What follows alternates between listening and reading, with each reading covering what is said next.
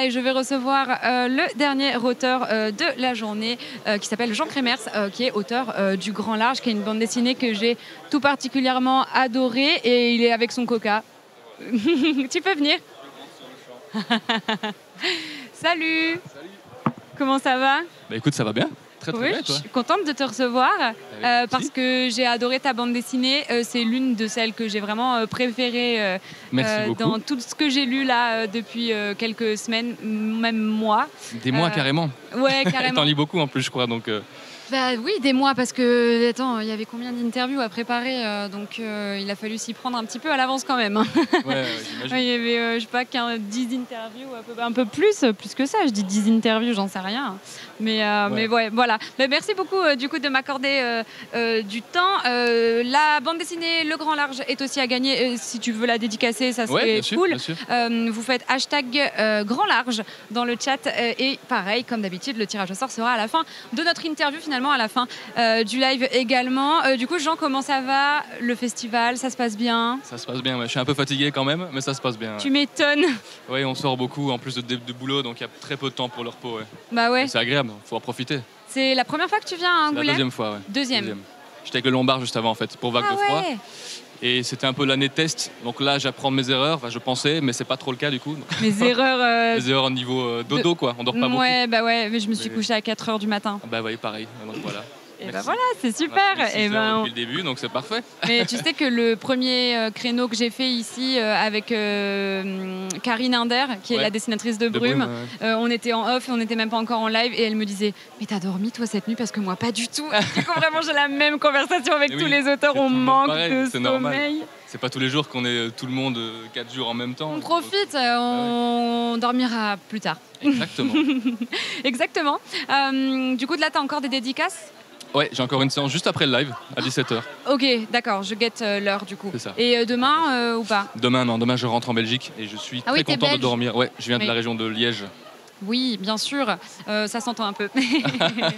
Alors, est-ce que tu peux nous raconter Le Grand Large, de quoi ça parle? C'est l'histoire de Léonie, une petite fille handicapée qui se retrouve projetée sur l'océan par son papa avec un seul but, trouver la terre ferme. Donc c'est un récit initiatique sur le passage de la vie ado à la vie adulte, avec une double lecture. J'ai voulu qu'il plaise autant aux enfants qu'aux adultes. Donc il y a des problèmes abordés comme la pollution, le trafic d'enfants, il y a beaucoup de choses, mais que je vous rassure, les enfants de 10 ans ne repèrent absolument pas. Oui. Donc c'est bien, je suis content. Oui, vraiment, ça se voit que c'est une espèce de double lecture que tu comprends que plus tard. Donc c'est très bien fait, pour le coup, j'ai trouvé ça intelligent. On en reparlera, ça fait partie de mes questions. Oui, et d'ailleurs c'est un petit peu l'horreur parce que tu dis elle est envoyée par ses parents dans le Grand Large. Et en fait, le début de la bande dessinée, c'est vraiment ça. Peut-être qu'on peut le montrer parce que c'est le tout début, donc c'est pas un spoil. Hop. Est-ce que tu peux m'aider du coup, parce que désolé, excuse-moi, je te regarde. Non, t'inquiète. Je vais poser le micro 2 secondes. Et on montre comme ça à la caméra parce qu'on ne peut plus la bouger. Avant, on pouvait la bouger, mais maintenant, non. Donc, en fait, ils l'amènent sur le bateau et ils lui disent « Bon, allez, maintenant, bonne chance, hein, tu te démerdes. Hein. » Et elle est en mode « Mais en fait, non, j'ai pas envie. » Et eux, ils font « Ah, ah, ah, allez, on rentre parce que sinon, on va être mouillés à cause de la tempête. Au revoir, ma chérie, bon courage. » Et voilà. Et ça commence comme ça. Et tu te dis « Mais en fait, il va se passer quoi ?» Ah ben non, on va pas en parler. On va pas en parler, on va pas spoiler le bazar, c'est clair. Mais c'est sûr que c'était dur de dépeindre les parents comme ça, mais c'était nécessaire. J'ai beaucoup de remarques des parents qui sont frustrés que justement les parents dans l'album soient assez détachés comme ça de la réalité, mais c'est nécessaire, je pense. Ouais, je trouve aussi. Et puis de toute façon, ça sert la narration, hein, le fait qu'ils se comportent comme ça, on le comprend assez vite. J'ai été stalkée sur Instagram, j'ai vu que tu étais partie. Désolée, hein, c'est gênant. J'ai vu que tu étais partie en Norvège. Est-ce que c'est un voyage qui t'a inspiré pour dessiner le Grand Large? Ah, c'était le sujet de Vague de froid, la Norvège. C'était vraiment le premier. C'était sur mon voyage en Norvège avec mon frère. Donc, ah oui, d'accord, ok, c'est pour ça. Et donc, oui, j'en ai gardé un peu. Mais ça a quand même servi. Oui, évidemment. Les fjords, les étendues d'eau, c'est pas pour rien que ça se passe entièrement sur l'eau, quoi. Donc, ouais. C'est ce que je me suis dit. Je me suis dit, il y a quand même beaucoup d'eau, tout ça. Je regardais et je me suis dit, bon, peut-être que ça a alimenté ça. Ouais. Est-ce qu'il y a eu d'autres inspirations pour toi? On a été inondés avec mes grands-parents quand j'ai signé l'album. Et donc, ça a, je pense, inconsciemment joué. Trop de flotte. Trop d'eau. Et j'avais envie de faire l'eau de façon jolie plutôt que de l'eau boueuse, etc. Ce qui sera le thème du prochain album, du coup, l'inondation. tu Ouais, un teases petit le prochain teaser, album là. On en reparlera à la fin de l'interview alors. Mais sinon, c'était vraiment le but, c'était de dessiner des étendues un peu naturelles, sans décor, et de me concentrer sur les personnages. C'était la raison pour laquelle il y a de l'eau partout. Ouais. Et tu laisses beaucoup d'espace du coup pour respirer, pour réfléchir. Il y a beaucoup de planches qui sont assez contemplatives avec peu de dialogue. Et en fait, au fur et à mesure de la lecture, on comprend que le voyage de Léonie est en fait une métaphore du passage à l'âge adulte. Donc c'est ce que tu as dit tout à l'heure. Est-ce que tu as fait le choix de laisser beaucoup de place au lecteur pour qu'il s'approprie le récit et le comprenne de lui-même? Exactement, très bonne analyse, c'est vraiment ça. Je pense que moins on en met, plus c'est facile de passer du local à l'universel et que les gens soient vraiment dedans d'entrée de jeu. Et puis le sujet était un peu, je pense, tout le monde a vécu ça, ce moment où on doit quitter un peu la maison des parents. Et donc tous ces silences le permettent. Puis j'avoue, j'aime bien dessiner le silence, j'ai pas envie de mettre de voix off, j'essaie de mettre le moins de texte possible. Et il y en a, je pense, même encore un peu moins que dans Vague de froid, le premier album, je suis pas sûr. Mais oui, c'était la volonté, c'était vraiment que les gens prennent le temps. Je pense que c'est bien aussi de le perdre un peu en BD son temps et de casser un peu le rythme avec ces moments de silence. Mais c'est fou parce que c'est vraiment un thème récurrent que j'ai avec beaucoup d'auteurs, cette histoire de comment on gère le rythme. Je me répète, mais du coup c'est vrai que je me répète pour les gens qui me regardent, mais pas avec toi. Parce que quand tu es devant un film, c'est le film qui rythme la lecture, alors que quand tu es en bande dessinée, tu peux lire très vite, tu peux expédier comme tu peux prendre ton temps. Et du coup, c'est ça qui est difficile à gérer d'un point de vue de l'auteur. Clairement, la structure, surtout quand on s'inspire du cinéma, ici c'est clairement un truc où je l'ai pensé comme un film d'animation. Donc la frontière était un peu floue. Mais en moyenne, je pense que c'est 6 secondes par planche une lecture de bande dessinée quand c'est muet. Vraiment un truc qui se lit super vite. Bah oui, ça me paraît pas déconnant. Hein. Et donc quand on se dit ça, on passe un peu moins de temps sur le dessin, mais ici j'avais pas le choix. Dès que c'est muet, il fallait un peu le pousser. Donc je sais pas trop, j'avoue. Puis le fait qu'il n'y ait pas de dialogue, ça laisse aussi la place à l'interprétation du lecteur. Et puis il arrive à se projeter peut-être lui. Voilà. Faut pas donner toutes les infos. Hein. C'est bien aussi que le lecteur fasse son boulot. Oui, parce qu'en fait, je trouve que souvent, quand on veut trop expliquer, on a juste envie, on est un peu frustré et on est un peu en mode, mais en fait, j'ai pas envie que tu m'expliques en détail. J'ai envie que tu me montres. Et je trouve que c'est un peu la définition du grand large finalement. Tu n'expliques rien en fait, tu montres juste. C'est vraiment ça. Ça me fait plaisir parce que c'est que j'ai bien fait mon boulot. Bah oui, bravo. Merci. Et il y a quelqu'un dans le chat qui a dit trop bien, j'ai lu Vague de froid et j'ai versé ma petite larme. Voilà si jamais tu avais envie d'avoir un petit retour. Et finalement, du coup, pour ce voyage comme pour dans la vie, tout le monde ne part pas avec les mêmes chances. Hein, on le voit, Léonie, elle part dans une petite barque. Certains sont en yacht, d'autres sont avec une planche à voile. Enfin voilà.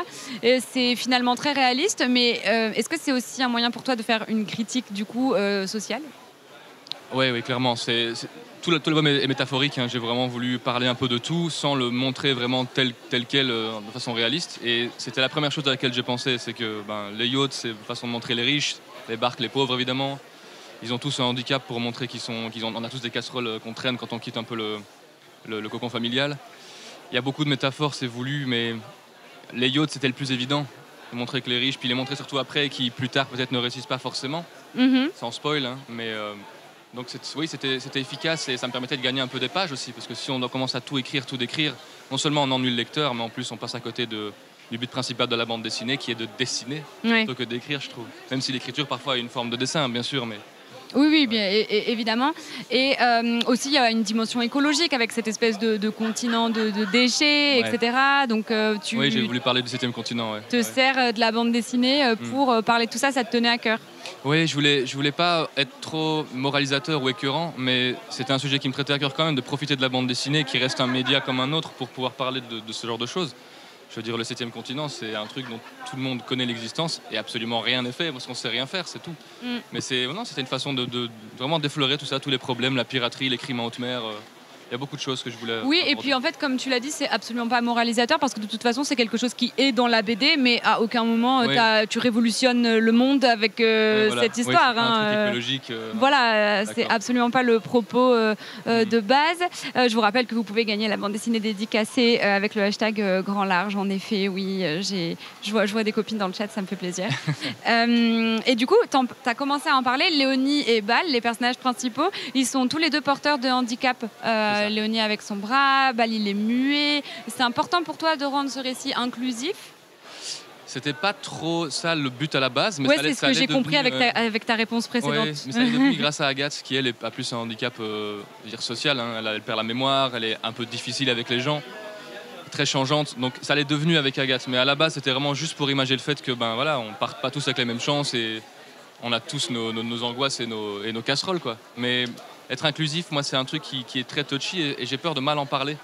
Donc je préfère l'effleurer que vraiment ne pas dépeindre une réalité pour les gens qui le vivent, ce genre d'histoire. Mais je pense que, je sais pas. Il faut l'être évidemment. Je veux dire, le simple fait qu'il le soit, qu'il soit présent dans cette bande dessinée et que tu aies créé ces personnages de cette manière, pour moi, c'est une forme d'inclusivité. T'as pas forcément besoin de porter le combat jusqu'au bout. Je suis d'accord. Tu vois ce que je veux dire C'est gentil. C'est juste une histoire de représentation, en fait. Ouais. C'est les gens qui ont un handicap vont être en mode, mais pour une fois, en fait, je me vois. Mais t'as pas besoin de porter leur combat ou quoi. Enfin, je pense pas. Je suis en train de parler alors que je suis pas porteuse d'handicap, mais peut-être que vous pouvez me contredire dans le chat.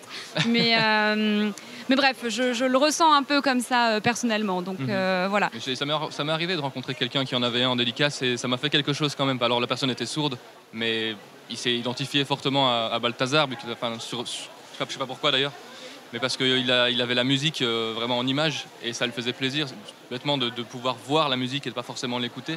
Oui, tu peux nous montrer cette planche-là qui est très belle, s'il te plaît? Parce que tu sauras plus vite que moi la retrouver dans l'ordre des pages, parce qu'il y a beaucoup de pages quand même. Oui, voilà, c'est juste une histoire de représentation. Bon, ça, hop, ça c'est très beau.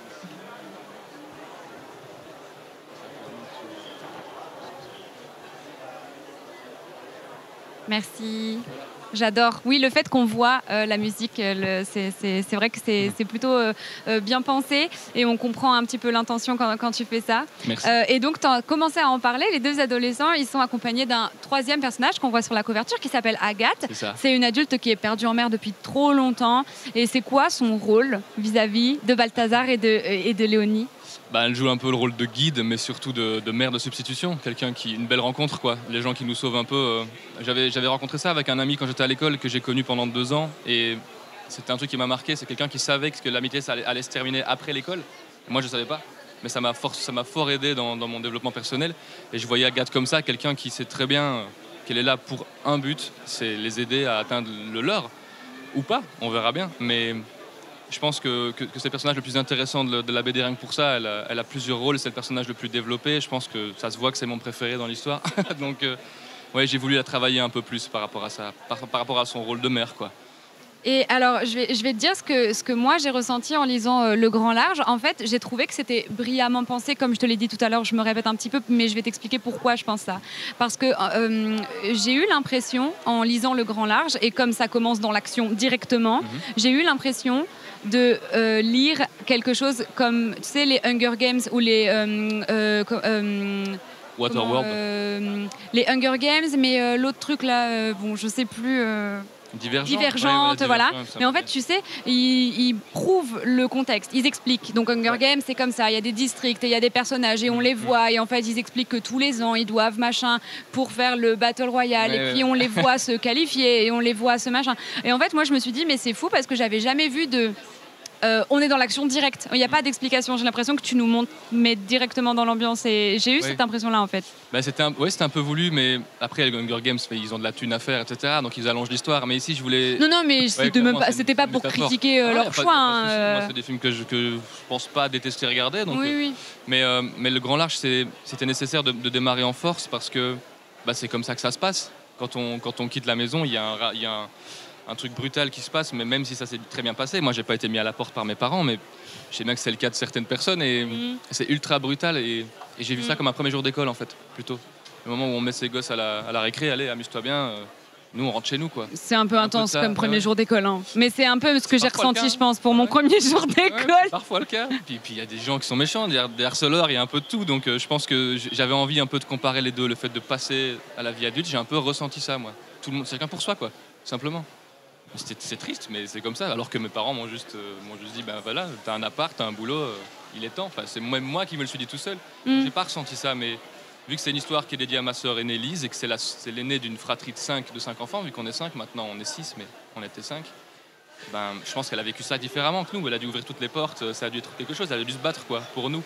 Donc c'est pour ça que j'ai fait aussi Agathe. Le rôle de la grande sœur, il est ça. très important et j'ai l'impression que tout le monde en parle en ce moment. Je vois beaucoup de choses à ce sujet en mode elle porte beaucoup.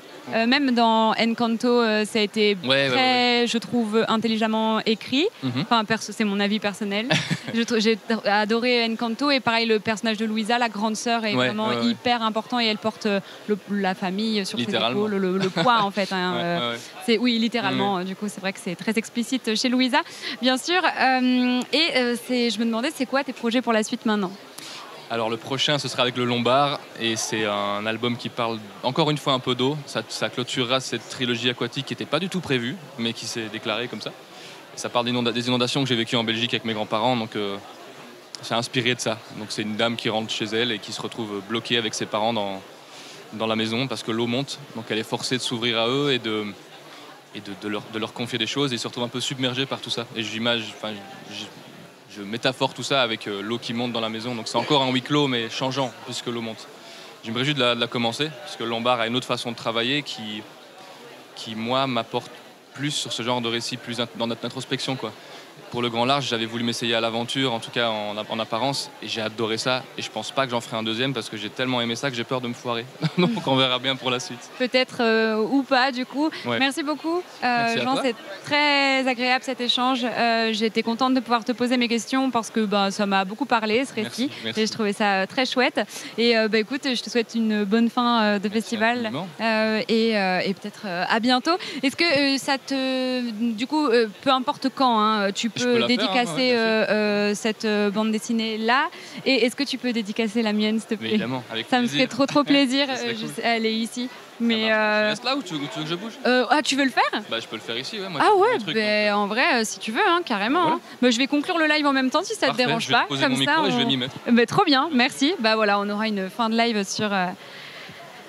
On pourra du coup avoir une fin de live avec un chouette décor et une dédicace en cours. Eh bien écoutez, je m'attendais pas à ce que ça passe aussi vite, honnêtement, toute cet après-midi et même la journée. Je pensais que ça allait être une énorme journée assez longue et au final c'est passé vraiment en quelques instants. Je vous remercie 1000 fois pour ma deuxième fois au Festival de la BD d'Angoulême avec Glénat. Vraiment, merci beaucoup pour votre engouement, le fait que dans le chat vous soyez très nombreux. On est genre 2100, tout va bien. Je vous remercie de la manière de laquelle vous appréciez le fait que je vous emmène dans la bande dessinée alors que de base on fait du jeu vidéo. Donc c'est cool de me suivre dans toutes mes aventures et d'avoir beaucoup d'engouement comme ça. Donc merci 1000 fois. C'est passé en un claquement de doigts, c'est vrai.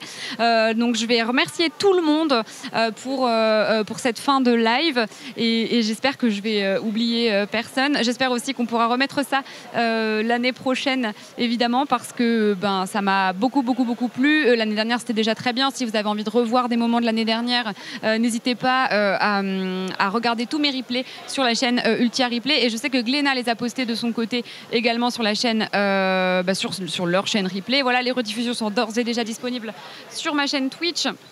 Bravo tout le monde, du coup l'année prochaine ou même d'autres festivals évidemment. Alors déjà merci beaucoup à Glénat d'avoir rendu ça possible, sans qui je pourrais absolument pas me permettre de payer une production incroyable et d'interviewer tous ces auteurs. Donc merci beaucoup Glénat pour cette collaboration commerciale que je trouve juste extrêmement valorisante et très agréable à organiser à chaque fois. Merci Maï et Marie qui m'ont beaucoup accompagnée pendant ce week-end et toujours, de toute façon toute l'année on est en contact avec Maï et Marie à chaque fois. Donc merci beaucoup à elles en particulier. Merci à Clara Ascali qui a préparé absolument toutes les interviews avec moi. On s'est répartis d'une main de maître et en fait on est tellement fusionnels et en phase qu'on n'a même pas eu besoin de se les répartir officiellement. C'est-à-dire que sans se le dire, on a pris des BD différentes sauf le grand large qu'on a fait à deux parce qu'on a kiffé toutes les deux. Et du coup c'était très naturel au final, ça s'est fait comme ça et c'était hyper agréable de préparer tout ça. J'espère aussi que les auteurs évidemment ont passé un bon moment, donc je les remercie aussi. Je remercie du coup les Théo qui m'ont accompagné ce week-end et qui ont fait face aussi à des difficultés techniques par rapport à la caméra tout à l'heure. Donc vraiment merci d'avoir géré les changements de cam avec les zooms notamment parce qu'on pouvait plus la transporter la caméra. Voilà. Merci beaucoup à Webedia. Donc ils sont en distanciel à Levallois-Perret et c'est eux qui ont envoyé les assets au bon moment. Hein. Je sais que vous les avez beaucoup remerciés dans le chat. J'ai des noms précis cette fois-ci que je vais pouvoir vous donner. Hop, parce que la dernière fois j'ai pas donné les noms. Parce que je ne les avais pas. Mais du coup, merci beaucoup Stéphane que j'avais dans l'oreillette pendant tout le long du week-end, enfin de cette semaine. Finalement, Shadi à la réal, Jérôme pour la technique et Alfred au son. Je remercie aussi Nicolas hein, avec qui j'ai échangé par rapport au live. Voilà, et puis j'espère avoir oublié personne. Merci à tous ceux qui sont passés dans le chat. J'ai vu ma mamie, mon papa, vraiment merci beaucoup. Et puis, mais c'est trop beau ce que tu fais là par contre. Ouais, incroyable. Tu peux me montrer vite fait avant qu'on coupe? C'est work in progress, mais c'est genre magnifique. Hein. Jean qui fait la fin de live avec moi, genre. Ça me fume de rire. Et puis bah voilà, je suis contente. J'espère aussi que vous avez apprécié l'évolution par rapport à l'année dernière. Et on pourra sûrement en débriefer en live sur ma chaîne Twitch du coup. Et on pourra en reparler ensemble, peut-être avoir vos retours, etc. Ça me ferait vraiment plaisir que vous me donniez vos retours. Comme ça, ça me permet moi d'alimenter ce que je fais et de peut-être faire des modifications ou de m'améliorer. Voilà. Donc, je ne sais plus quoi vous dire si ce n'est merci. Je suis aussi émue parce que honnêtement, c'est un peu une consécration.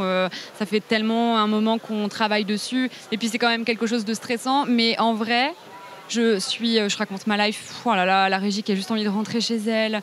En fait, c'est ouf parce que l'année dernière, j'étais extrêmement stressée. Et puis là, maintenant, pas tant que ça. Donc, vraiment, comme quoi, ça y est vraiment de l'amélioration.